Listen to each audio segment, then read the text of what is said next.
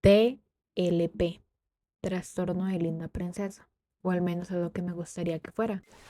Entonces, para hablar de estos temas, nos vamos a referir al Manual Estadístico Diagnóstico de los Trastornos Mentales, en el cual define trastorno de personalidad como un patrón permanente de experiencia interna y de comportamiento que se aparta acusadamente de las expectativas de la cultura del sujeto. Se trata de un fenómeno generalizado y poco flexible, estable en el tiempo, que tiene su inicio en la adolescencia o en la edad adulta temprana y que da lugar a un malestar o deterioro.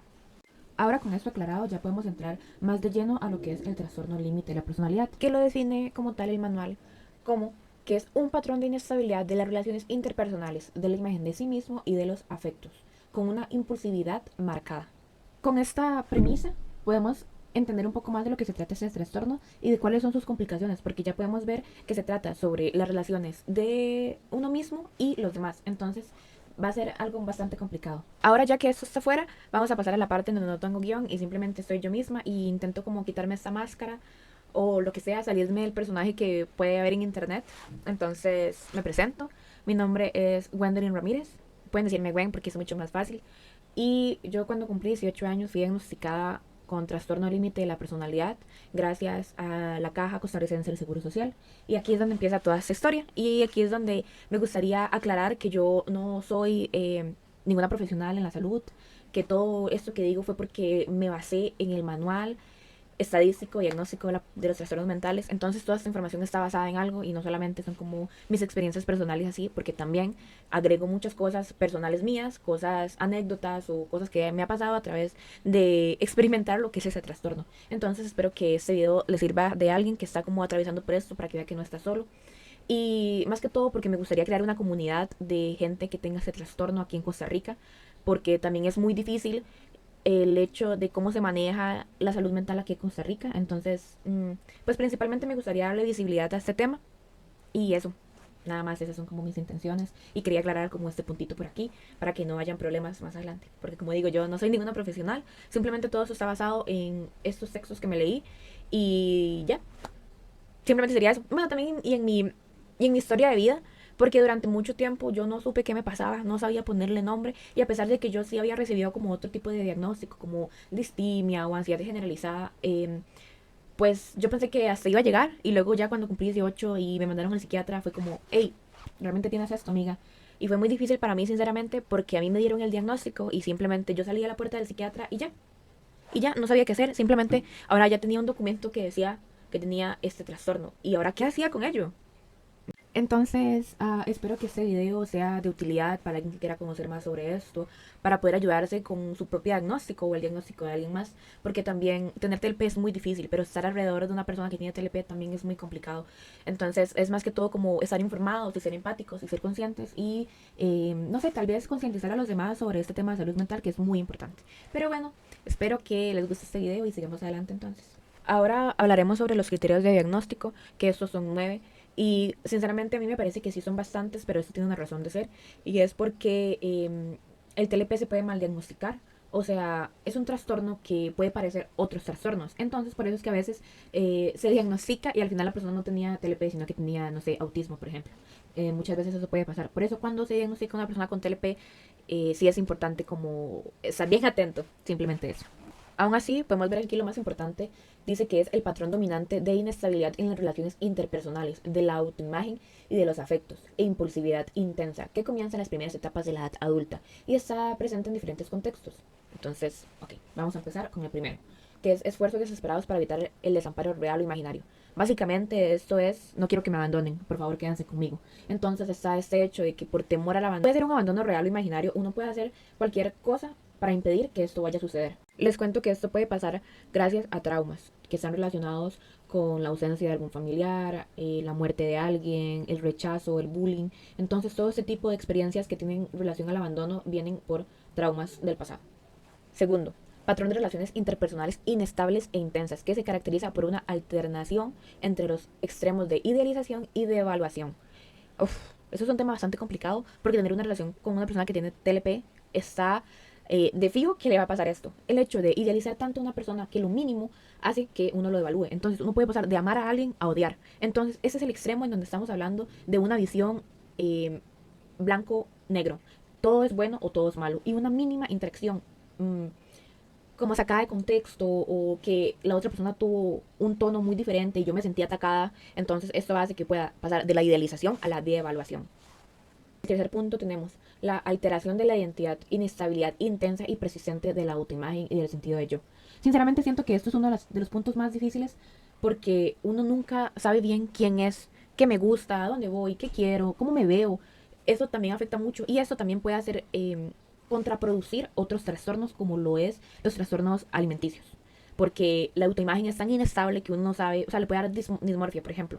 O uno, lo típico que uno se quiere cambiar el pelo cada cierto tiempo. Eso también tiene que ver con la inestabilidad en la autopercepción. Entonces, no me gusta cómo me veo o siento que me veo mal, entonces necesito cambiarme. Es algo así. O también algo tan pequeño como no sentir quién soy ahora. O sea, no sentir que me conozco, algo así. En el cuarto tenemos impulsividad en dos o más áreas que son potencialmente autolesivas. Por ejemplo, gastos, sexo, drogas, conducción temeraria, atracones alimenticios. Eso sí está bien difícil y realmente es muy, muy común que el TLP esté relacionado con el consumo de sustancias. Entonces, por eso les digo que hay que tener bastante cuidado con esto, porque realmente como la impulsividad es lo que nos gana, entonces hay que tomar en cuenta estas cosas que nos pueden como hacer daño. En el cuarto lugar tenemos al comportamiento, actitud o amenazas recurrentes de suicidio o conductas autolesivas. Aquí entramos en el punto en donde hablamos de autolesiones, lo que es pues cortarse, básicamente. Obviamente no todos tienen este mismo perfil. Una persona que se corta puede tener otra cosa, pero va muy relacionado a lo que es los cortes, para que se den una idea. Sexto, inestabilidad afectiva debido a una reactividad notable al estado de ánimo. Por ejemplo, episodios intensos de disforia, irritabilidad o ansiedad que generalmente duran unas horas y rara vez más de unos días. Ok, vamos a hablar de este punto porque aquí es la diferencia total del trastorno bipolar. El trastorno bipolar lo que hace es que la manía y la hipomanía, esos dos estados de ánimo o la depresión, esos estados de ánimo duran semanas, semanas. En cambio, con el TLP, de verdad que uno puede estar alegre por una hora y luego algo pasa que me enojo. Y ya me siento demasiado irritable y ya siento demasiada ansiedad y ya me siento demasiado mal. Entonces, esa es como la diferencia principal que hay aquí, que es que las emociones, los estados de ánimo cambian así demasiado rápido. Entonces, eso es importante saberlo porque aquí hace la diferencia entre una persona bipolar y una persona con TLP. Entonces, eso. Sexto, sensación crónica de vacío. Sinceramente siento que también eso es un punto muy importante. Bueno, en realidad siento que todos los puntos son importantes, ¿ok? Pero la sensación crónica de vacío, de verdad es que yo siento que es muy difícil porque uno no sabe por qué se siente así, ni siquiera se sabe cómo explicarlo al 100%. Simplemente uno está vacío, como con mucha, como aburrido, como que nada me emociona, nada me llena, perdido. Es una cosa totalmente horrible y sinceramente también siento que pasa mucho cuando usted cambia de estado de ánimo, porque usted puede estar bien, no sentir eso y de repente se siente vacío. Y es muy difícil porque tampoco, no sé, no, al menos yo no encontré alguna manera para que se me pase. Octavo, enfado inapropiado e intenso o dificultad para controlar la ira. Por ejemplo, exhibición frecuente de genio, enfado constante, peleas físicas recurrentes. Um, Sinceramente, eso es algo que me pasa mucho a mí y es que yo realmente yo no sé manejar mi ira. Por eso siento que soy una persona bastante pacífica y que intento evitar los conflictos porque realmente si me enojo no solo voy a llorar y voy a explotar, sino que también voy a actuar de una manera violenta. Y esto es lo que quiere decir con enfado inapropiado, que uno de verdad no se controla, entonces termina, no sé, gritando, rompiendo cosas, golpeando. Es horrible, es horrible porque uno como que se desconoce en ese momento. De verdad uno no es como que no está consciente, lo que pasa es que uno como que se transforma, por así decirlo de alguna manera. Enfados hacen que la ira estalle y luego uno hace cosas que realmente no quiere hacer o que no haría estando normal, por así decirlo, porque como les digo, uno como que se transforma en otra persona, por así decirlo. Al menos así fue como yo lo siento, sinceramente, como que no soy yo y simplemente exploto y ya como que soy buena enojada, por así decirlo. Y noveno, ideas paranoides transitorias relacionadas con el estrés o síntomas disociativos graves. Uf, eso es un punto que también está de pelos. Porque ahora nos topamos con lo que son síntomas disociativos. Y hay un trastorno de lleno para la disociación, pero no vamos a entrar en eso. Simplemente vamos a hablar de estos síntomas disociativos. ¿Qué realmente sucede?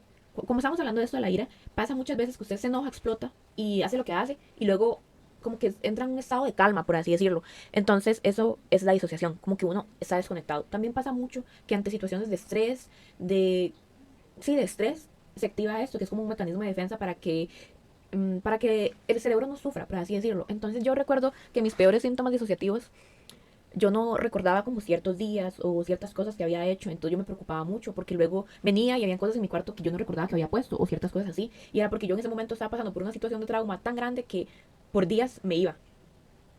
Entonces, así de grave puede suceder. También el hecho, o sea, ahora siento que hacemos como muchas bromas de esto, pero realmente la disociación es algo muy grave.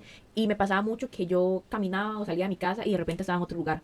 Entonces ahí era porque me estaba disociando. Y realmente me pasa mucho como cuando, por ejemplo, discuto con alguien, ya después no me acuerdo por qué pasó o qué fue lo que dije en ese momento o como que entro en un estado de shock y ya como que mi cerebro se apaga, por así decirlo.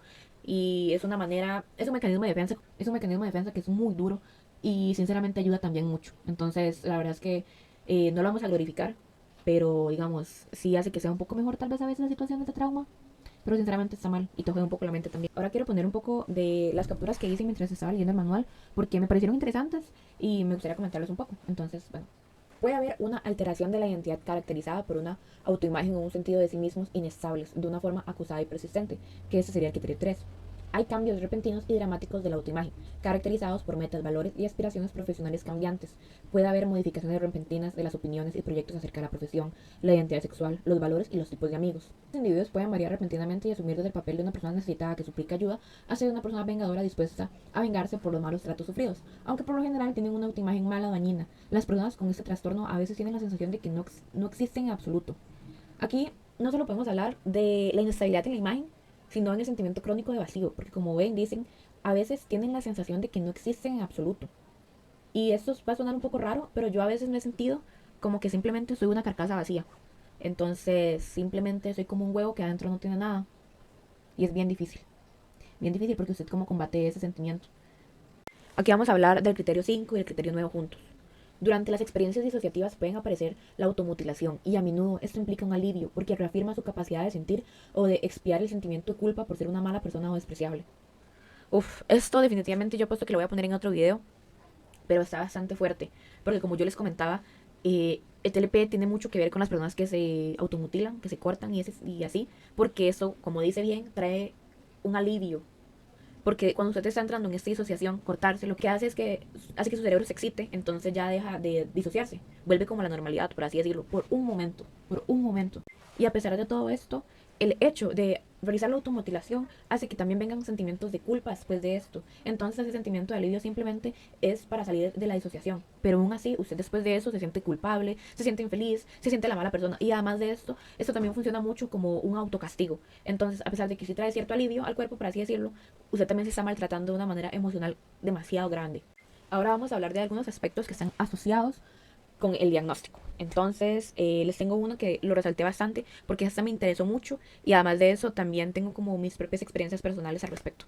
Dice, algunos individuos desarrollan síntomas de tipo psicótico, por ejemplo, alucinaciones, distorsiones de la imagen corporal, ideas de referencia, fenómenos hipnagóticos durante los momentos de estrés. Como pueden ver, no solo existen síntomas disociativos en el momento del estrés, sino que también psicóticos. Y esto, de verdad, está demasiado bien representado en Arcane con Jeans. Les voy a dejar aquí como una pequeña fragmento de la serie para que puedan ver de lo que estoy hablando.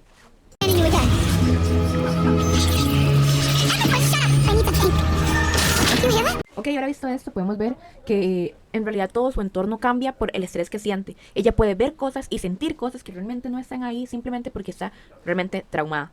Entonces, esto es muy difícil. De hecho, yo en mi experiencia personal a veces veo cosas por el rabillo del ojo, como sombras negras que pasan, cosas así, y eso es muy difícil. Y también en ciertos momentos de ya desconexión total, he escuchado voces que me dicen que soy una mala persona y ese tipo de cosas. Y eso también es muy difícil porque su mente le está jugando en contra también y uno no sabe qué hacer en ese momento, de verdad. Sí es muy complicado. Entonces ahora, ya casi llegando al final, vamos a hablar del desarrollo y el curso de este trastorno. Durante la época de los 30 y 40 años, la mayoría de las personas con este trastorno logran una mayor estabilidad en sus relaciones y funcionamiento profesional. Estudios longitudinales de seguimiento de los pacientes ambulatorios tratados en centros de salud mental indican que, después de unos 10 años, casi la mitad de las personas ya no tienen ningún patrón de comportamiento que cumpla con todos los criterios de trastorno de la personalidad límite.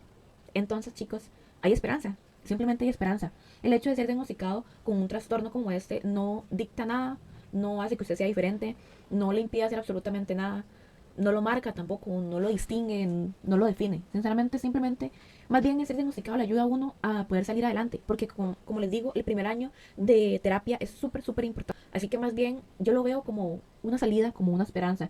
Obviamente no es curable, pero como dice, ya no tiene un patrón de comportamiento que cumpla con todos los criterios de trastorno de la personalidad límite. Y son bastantes, y son bastante fuertes. Entonces esto más bien, no sé, como que me hace feliz, me alegra un poco. Pensar que en unos 10 años simplemente ya no me sentiría de la manera que me siento ahora, y sino que estaría agradecida de haber empezado desde ya un tratamiento.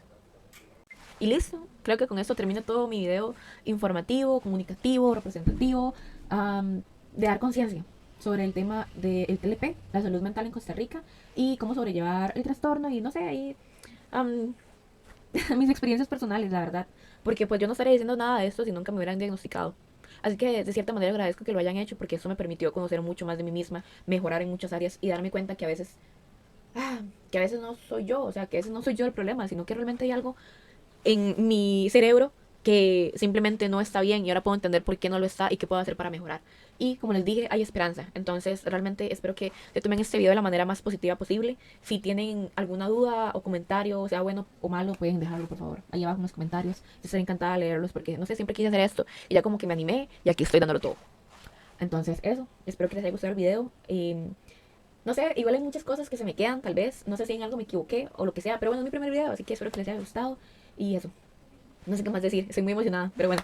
Igualmente seguiré haciendo estos videos porque me interesa mucho más hablar del tema de la salud mental y pues tengo pues bastante cosas que agregar personales, entonces creo que puedo hacer de mi vida a una moraleja, supongo. Si lo quieren ver de alguna manera, podría decirlo que sí, que podría ser como alguna moraleja. Y ya, espero eso. Aquí se despide su amiga más personal, Gwen. Hasta luego, muchas gracias por estar.